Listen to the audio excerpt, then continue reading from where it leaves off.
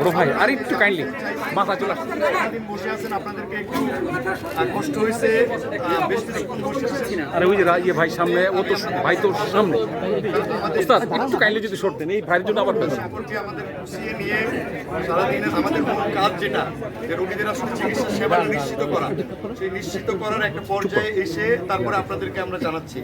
এবং এই যে পয়েন্টগুলো আমরা তো প্রতিদিনই জানাবো, কিন্তু নতুন যে তথ্যগুলো আসবে সেগুলোই আমরা আপনাদেরকে জানানোর চেষ্টা করব।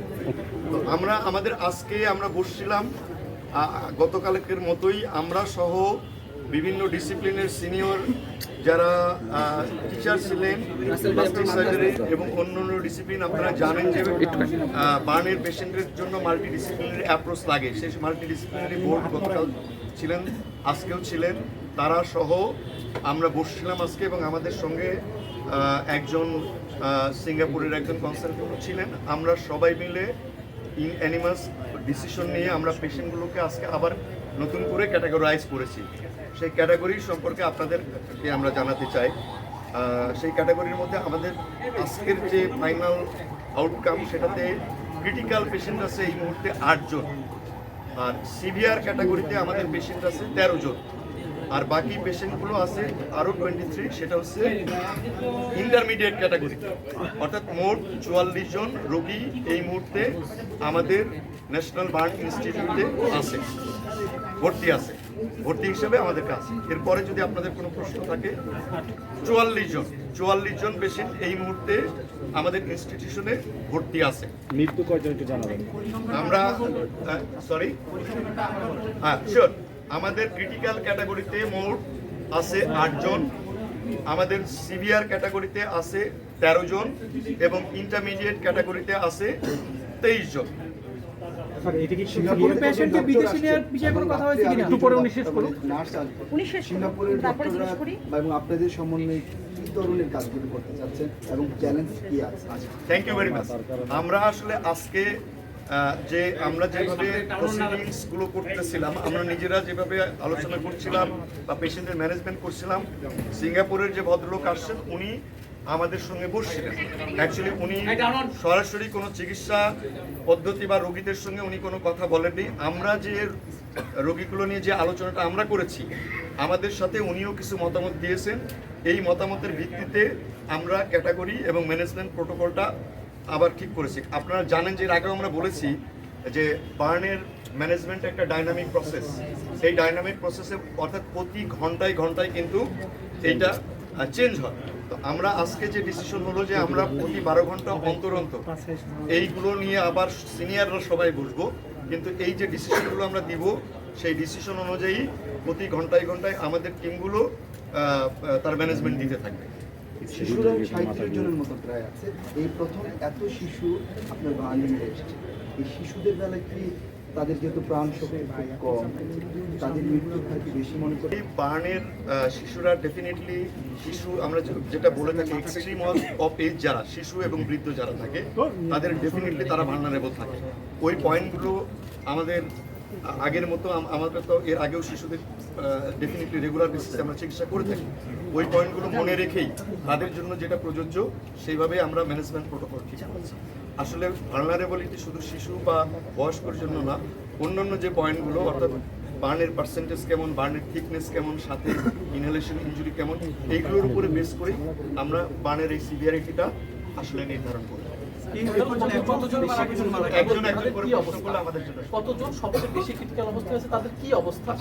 আমরা বলেছি যে আমাদের ক্রিটিক্যাল পেশেন্ট হচ্ছে 8 জন, আর সিভিয়ার পেশেন্ট 13 জন, আর ইন্টারমিডিয়েট গ্রুপে 23।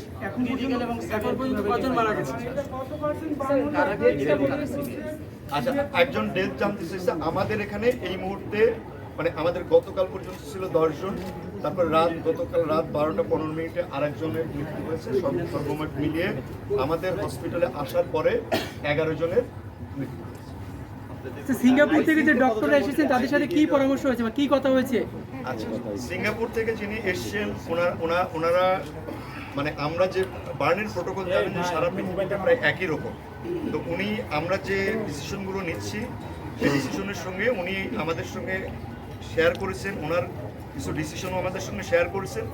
একসঙ্গে আসলে এটা কোনো একক বা ব্যক্তিগত ডিসিশন না, আমাদের টোটাল যে এক্সপার্ট প্যানেল, সেই প্যানেলের সমস্ত সদস্যের মতামতের ভিত্তিতে ওনারও কিছু মতামত আছে, সেই অনুযায়ী আমরা চিকিৎসার গুলো চালাই। স্যার একটু এক্সপ্লেইন করবেন যে ক্যাটাগরি সারা পৃথিবীতে এক, সিঙ্গাপুরে ওনারা নিশ্চয়ই আপনাদের কেস সামারিগুলো দেখেছেন সমস্ত পেশেন্টের, ওনারা নতুন কোনো প্রোটোকলে মানে আপনাদের যে প্রোটোকল চলছে সেটাতে তারা সন্তোষ জানিয়েছে কিনা 1 নাম্বার প্রশ্ন। ওনারা প্রতিদিনই কি আপনাদের সাথে আপডেট করবে, ওনারা চলে যাবেন কবে, 2 নাম্বার প্রশ্ন। 3 নাম্বার প্রশ্ন হলো সবার ডিস্টার্ব আপনারা যে মাল্টিডিসিপ্লিনারি অন্যান্য ডক্টর এনেছেন তাদেরকে নিয়ে সমন্বিত কোনো কমিটি করছেন কিনা এবং আমাদেরকে এই তথ্যটা কবে ধন্যবাদ। প্রথম কথা হচ্ছে যে প্রোটোকল আমরা বলেছি, আমরা প্রত্যেকটি পেশেন্টকে আমরা আজকে সারাদিনে প্রত্যেকটি পেশেন্ট সময়টা নিয়েছি আমরা এই জন্য ইন্ডিভিজুয়ালি প্রত্যেকটা পেশেন্টের তথ্য আমরা নিয়ে আলোচনা করেছি, ইন্ডিভিজুয়ালি এভরি পেশেন্ট নিয়ে আলোচনা করেছি। আমরা আমাদের মতামত, ওনার মতামতের ভিত্তিতে প্রত্যেকটি পেশেন্টের জন্য আলাদা আলাদাভাবে চিকিৎসা, অর্থাৎ কীরকম ড্রেসিং হবে, কারোর অপারেশন প্রয়োজন হবে কিনা, ওষুধের কোনো চেঞ্জ হবে কিনা, এইগুলো আমরা ক্যাটাগরাইজ করেছি 1 নম্বর। আর 2 নম্বর হচ্ছে যে উনি কতদিন থাকবেন এই ব্যাপারটা এখনো ঠিক হয় নাই। এই ব্যাপারটা ওনার সঙ্গে আমরাও পরামর্শ করব, উনিও আসছেন। উনি যতদিন আমাদের সঙ্গে থাকতে চাইবেন বা মনে করবেন সেই বিষয়টা আমরা পরবর্তীতে আপনাদের জানাতে পারি। আইসিইউতে যে 8 জন আছে তাদের আমাদের সঙ্গে ইনফ্যাক্ট এটা নিয়ে এখনো কথা হয়নি। এইটা আসলে আমাদের মন্ত্রণালয়, পররাষ্ট্র মন্ত্রণালয় এবং আমাদের স্বাস্থ্য মন্ত্রণালয়ের ঊর্ধ্বতন কর্তৃপক্ষ এই বিষয়টা জানে। আমি এই বিষয়ে আপনাদের থ্যাংক ইউ লাইফ সাপোর্টে কতজন আছেন তাদের অবস্থা ক্রিটিক্যাল সিভিয়ার এবং মানে ইন্টারমিডিয়েট পার্সেন্টেজ স্যার ক্যাটাগরিজটা আমি সংক্ষেপে বলি যে ক্রিটিক্যাল পেশেন্ট বলতে বোঝানো হয় যে পেশেন্টগুলো সবচেয়ে বেশি ইনজুরি এবং ঝুঁকির মধ্যে আছে। এই পেশেন্টগুলোর ক্ষেত্রে আমরা সবসময় বলে থাকি যে এই পেশেন্টগুলোর সম্পর্কে প্রেডিক্ট করা ভেরি ডিফিকাল্ট, তাদের ভালনারেবিলিটি অনেক বেশি। এই পেশেন্টগুলোকে ক্যাটাগরাইজ করি আমরা এই জন্য যে যাতে করে তাদের জন্য আমরা স্পেশাল ম্যানেজমেন্ট দিতে পারি। একদমই মানে এই পেশেন্টগুলোর পরিবর্তনটা ঘন্টায় ঘন্টায় হয়। এখন যে অবস্থায় আছে 1 ঘন্টা পরে হয়তো পরিবর্তনটা খারাপের দিকেও, আরও খারাপের দিকেও যেতে পারে, হয়তো স্ট্যাটিক থাকতে পারে অথবা একটু ইমপ্রুভমেন্ট হতে পারে। সেই কারণে এই পেশেন্টের যে কোনো ভালো বা খারাপ নিউজ মুহূর্তে মুহূর্তে চেঞ্জ হয়। এটা একেবারে সর্বস্তরের আমরা ক্রিটিক্যাল কন্ডিশন বলে থাকি। আর সিভিয়ার পেশেন্ট যেগুলো, সেই পেশেন্টগুলো এটা কিন্তু অনেক ক্ষেত্রে যে পার্সেন্টেজ অনুযায়ী হচ্ছে তা না, এই পার্সেন্টেজ সাথে থিকনেসটা কত বেশি। বেশ কিছু রোগী আছে আমাদের 40%-এর মধ্যে আছে, তারকেও আমরা ক্রিটিক্যালে নিয়ে যেতে হয়েছে, কারণ তার মেকানিক্যাল ভেন্টিলেশনে দিতে হয়েছে এবং সাথে অন্য ইনজুরিও অনেক বেশি। তো আর সিভিয়ার পেশেন্টগুলোর ব্যাপারে এটাই যে সিভিয়ার পেশেন্টগুলো আজকে যে এটা আমরা অ্যাসেসমেন্ট করলাম 12 ঘন্টা পরে আমরা আবার তার অ্যাসেসমেন্টে হয়তো কিছুটা ভালোর দিকে যেতে পারে, কিছু পেশেন্ট খারাপ হতে পারে। ভালোর দিকে যে পেশেন্টগুলো যায় সেগুলো আমরা একটু স্টেপ ডাউন করি, যে পেশেন্টগুলো একটু খারাপের দিকে যায় তাদেরকে আবার আমরা অ্যাগ্রেসিভ ট্রিটমেন্টের দিকে যাই। সেই কারণে এই ক্যাটাগরিটা করা। ইন্টারমিডিয়েট গ্রুপ যেটা, সেই গ্রুপটা আমরা আশা করছি যে সেই গ্রুপের পেশেন্টগুলো হয়তো দ্রুতই ভালোর দিকে যাবে, কিন্তু এদের মধ্যেও যদি কোনো একটা ইনফেকশন হয়ে যায়, সেপসিস হয়ে যায়, তখন কিন্তু সেটা আবার সিভিয়ার ক্যাটাগরিতে চলে যাবে। অর্থাৎ এই যে ক্রিটিক্যাল, সিভিয়ার এবং ইন্টারমিডিয়েট গ্রুপ, এটা একটা ডাইনামিক প্রসেস, প্রতিদিন এটা কিন্তু চেঞ্জ হতে পারে। আজকে যেমন 8টা ক্রিটিক্যালের কথা আমরা বললাম, সেটা আগামীকাল 9টাও হতে পারে, 10টাও হতে পারে। সিভিয়ার থেকে ওখানে চলে যেতে পারে, অথবা ক্রিটিক্যাল থেকে একজন হয়তো সিভিয়ার ক্যাটাগরিতে আসতে পারে। 8 জন ক্রিটিক্যালের মধ্যে শিশু কতজন? আমাদের এখানে শিশুই বেশি। তারা না, মানে এর 8 জনের বাইরেও আইসিইউতে আছে। অ্যাকচুয়ালি আরও আমি বলি, আইসিইউ, এইচডিইউ এটাও কিন্তু কোনো স্থায়ী ব্যাপার না। হ্যাঁ, যে পেশেন্টটা এই মানে আইসিইউ আর এইচডিইউ অনেকটা কাছাকাছি, অর্থাৎ যে কোনো সময় এই রোগীটাকে আইসিইউতে যেতে পারে, যে কোনো সময় আইসিইউতে এইচডিইউতে আসতে পারে। এটা খুবই মানে জরুরি বিষয় না। আইসিইউ আর এইচডিইউ ম্যানেজমেন্ট প্রোটোকল প্রায় সেম। পার্থক্যটা হচ্ছে আমরা অনেক সময় ভেন্টিলেশন দেওয়ার জন্য আইসিইউতে নিই, কিন্তু এটা মনে রাখবেন ভেন্টিলেশন ছাড়াও কিন্তু আইসিইউ শব্দটার অর্থ কিন্তু ইন্টেনসিভ কেয়ার। সেটা শুধু ভেন্টিলেশনের জন্য না, লাইফ সাপোর্টের জন্য না, তার যে মনিটরিংগুলো, সেই মনিটরিংগুলো ইনভেসিভভাবে হয় সেই কারণে। না, ধন্যবাদ আমাদের সঙ্গে যিনি কথা বলছেন উনি মোটামুটিভাবে আমাদের মানে এই ব্যাপারটা নিয়ে উনি আগেও ওয়াকিবহাল ছিলেন, কারণ উনি নিজেও আমাদের সঙ্গে একসময় কাজ করেছেন, আমরা একই সঙ্গে কাজ করেছি।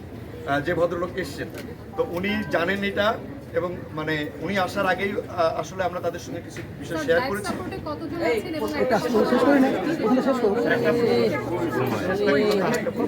তার একটা অভিজ্ঞতা আছে তাইওয়ানে অনেক শিশুদের ক্ষেত্রে, তো উনি ওইখানে কিছু পরামর্শ আমাদের দিয়েছেন, আমরা ওইগুলোই ফলো করছি। ওগুলো হয়তো আরেকটু ভালোভাবে আরেকটু ক্যাটাগরি করে আমরা ওইটা ফলো করছি। আসলে খুব বেশি পার্থক্য এর কথা উনি বলেন নেই, তবে কিছু জিনিস গোছানোভাবে আরও একটু প্রক্রিয়াগতভাবে আমরা 12 ঘন্টা জায়গায় 6 ঘন্টা করবো কি 7 ঘন্টা করবো, এরকম কিছু চেঞ্জেস আছে। ওই যে আমাদের পরামর্শ এটা আমরা প্রতি 12 ঘন্টা পর পর অ্যাসেস করব, অ্যাসেস করে মোটামুটি একটা ধারণা আমরা সবাই মিলে নিচ্ছি আগামী 48 ঘন্টার আগে হয়তো এই ডিসিশনটা আমাদের পক্ষে কারোর পক্ষেই ফাইনালি বলাটা বোধ হয় সম্ভব হবে। আমাদের প্রয়োজন বলতে দেখেন এরকম একটা ম্যাস ক্যাজুয়ালিটিতে এরকম এটা কিন্তু একটা ন্যাশনাল এবং ইন্টারন্যাশনাল বিষয়, এবং বাচ্চারা কিন্তু অসুস্থ। আমরা যদি আমাদেরকে যে কোনো বিষয়ে অনেক জায়গা থেকে ইন্ডিয়া, আমেরিকা, চায়না, বিভিন্ন জায়গা থেকে আমাদের বাংলাদেশেরই অনেক বিশেষজ্ঞ আছে, তারা কিন্তু আমাদেরকে বিভিন্নভাবে সহায়তা করতে চাচ্ছেন, এবং যে কোনো চিকিৎসা সংক্রান্ত বিষয়ে যে কোনো সহায়তাকে আমরা একটা গুড জেস্টার হিসেবে ধরি এবং আমরা সবাইকেই সম্মান করি। কিন্তু এই মুহূর্তে আমরা যে প্রোটোকল নিয়ে আগাচ্ছি, আমরা মনে করি যে এই প্রোটোকল নিয়েই আমাদের সামনে আগামী ভবিষ্যতে যদি এই বিষয়ে কেউ সুপরামর্শ আমাদের দিয়ে থাকেন এবং আমরা যদি মনে করি সেটা আমাদের রোগীদের জন্য ভালো হবে, ডেফিনেটলি এই ব্যাপারে আমরা মোটেই ইগোইস্টিক নই। চিকিৎসার ব্যাপারে একটা বাচ্চার ভালো হওয়ার ব্যাপারে কোনো সুপরামর্শ অবশ্যই আমরা বিবেচনায় নিব। আমরা যে কোনো পরামর্শ আসলে আমরা সবাই মিলে একটা বসে যদি কোনো চেঞ্জ করতে হয়, করলে যদি আমাদের বাচ্চাদের জন্য ভালো হয় অবশ্যই। ওষুধ এবং স্যালাইন আমাদের পর্যাপ্ত পরিমাণে আছে, এই বিষয়ে মোটেই কোনো সংকট নেই। আমি মনে করি আপনারা অনেকক্ষণ ধরে কষ্ট করছেন, ধৈর্য ধরছেন এই গরমের মধ্যে। আপনাদেরকে আবারও ধন্যবাদ জানিয়ে আমরা আপনাদেরকে প্রতি ঘন্টায় আপডেটগুলো আমাদের মন্ত্রণালয় থেকে যাবে, এবং আমরা যদি নতুন কিছু পাই আগামীকাল যদি আপনাদের জানানো হয়, আমরা কয়েক ঘন্টা আগেই আপনাদেরকে জানাবো যে কি কি বিষয়ে। আমার মনে হয় যে আমরা বাচ্চাদের চিকিৎসার প্রতি সম্মান দিই সবাই। আপনারা, আমি বিশ্বাস করি আপনারা প্রত্যেকেই যারা আছেন তারা এই বিষয়ে ওয়াকিবহাল, যাতে আমরা চিকিৎসা সংক্রান্ত কাজগুলো নির্বিঘ্নে করতে পারি। এবং এই কয়দিন আপনারা যে কষ্ট করেছেন, ভীষণ কষ্ট করেছেন, এবং অনেক ক্ষেত্রেই আপনাদের সঙ্গে কিছু কিছু ক্ষেত্রে হয়তো কিছু অমানবিক আচরণও হয়েছে। আমরা তারপরে আপনারা ধৈর্য ধরে যেভাবে এই বাচ্চাদের জন্য সংবাদ চিত্র করবার জন্য আসছেন, আমি ব্যক্তিগতভাবে এবং আমার প্রতিষ্ঠানের সকল চিকিৎসকের পক্ষ থেকে আপনাদেরকে আবারও আন্তরিক ধন্যবাদ জানাই। সবই সরকার বহন করছে, আর আপনাদের জন্য আমরা ভালো কিছু ব্যবস্থা করতে যদিও পারিনি, তারপরেও একটা সামনের ব্যবস্থা করছি পর্যায়ক্রমে আপনাদের আরো ভালোভাবে যাতে সংবাদ সংগ্রহ করতে পারেন সেই বিষয়ে আপনাদের সাজেশন থাকলে আপনারা দিয়ে আমরা চেষ্টা করব। ধন্যবাদ। আসসালামু আলাইকুম।